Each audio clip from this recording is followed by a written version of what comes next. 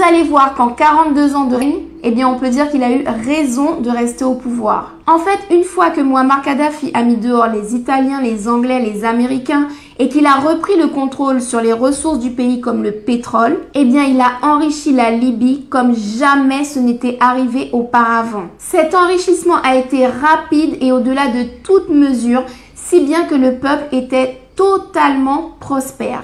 En un seul règne, Mouammar Kadhafi a amélioré la vie de tous les Libyens sur tous les plans. La santé, l'éducation, la sécurité et les infrastructures du pays. Par exemple, il a rendu les écoles et les universités totalement gratuites. Mouammar Kadhafi a même été jusqu'à offrir des bourses à tous les étudiants libyens qui souhaitaient partir à l'étranger pour suivre des formations qui n'existaient pas en Libye. Et cette bourse couvrait absolument tout, il n'y avait aucun frais à avancer, que ce soit l'avion pour quitter la Libye, l'hébergement, la restauration, la circulation, tout ça à l'étranger était pris en charge par le gouvernement libyen. Il a également rendu gratuit tous les soins de santé, que ce soit l'achat de médicaments, la vaccination, les hospitalisations, les examens, les chirurgies, absolument tout était gratuit pour tous les Libyens. Et attendez, là on a fait éducation et santé. Maintenant sur le quotidien,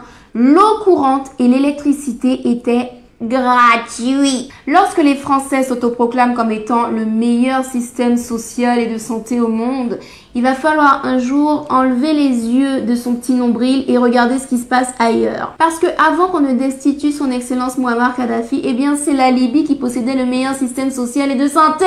Et l'avant-gardisme et l'altruisme de son excellence Mouammar Kadhafi ne s'arrêtent pas là, puisqu'il a pris une position ferme quant à l'amélioration de la condition des femmes. Pour commencer, il a supprimé toutes les lois misogynes qui existaient en Libye. Ensuite, il a condamné tous les mariages arrangés. Il a tenté de faire cesser cette pratique, notamment le fait que des hommes adultes, d'une trentaine d'années, parfois d'une quarantaine d'années ou plus, se marient avec des jeunes petites filles de 12, 11, 10 ans. Il a également fait encadrer la pratique de la polygamie de façon à ce que les femmes ne soient pas lésées. Enfin et surtout, il a donné l'accès à l'éducation à toutes les femmes. C'est-à-dire qu'avant Kadhafi, les femmes en Libye étaient restreintes au rôle d'épouse, puis de mère de famille, en tous les cas aux tâches ménagères. À partir de son règne, non seulement les petites filles vont enfin pouvoir aller à l'école et s'instruire, mais surtout il ouvre les portes de toutes les carrières, que ce soit dans la politique ou dans l'armée. Et d'ailleurs, il va montrer l'exemple en se constituant une garde rapprochée constituée uniquement de femmes. Donc ce que vous avez observé dans le blockbuster hollywoodien Black Panther, ça a vraiment existé très récemment en Libye autour de Mouammar Kadhafi. C'était l'unité d'élite féminine de la présidence. Et ce choix qu'il a affiché ouvertement a été un message très fort au peuple libyen. Et à partir de ce moment, grâce à Mouammar Kadhafi, eh bien les femmes ont commencé à être considérées comme l'égale de l'homme. Tout allait bien dans le meilleur des mondes.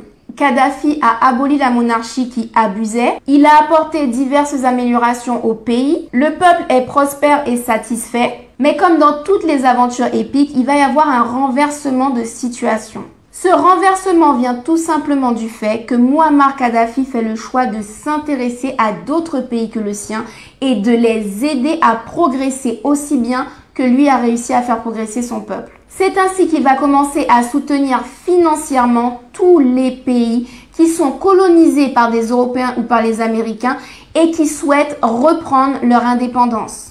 À partir de là, il va devenir l'ennemi à abattre pour l'Occident. C'est-à-dire que la Libye pouvait être riche et dilapider son argent comme elle veut pour son peuple, mais il ne fallait surtout pas qu'elle se mêle des pays colonisés qui se faisaient piller, exploiter par l'Europe et les États-Unis.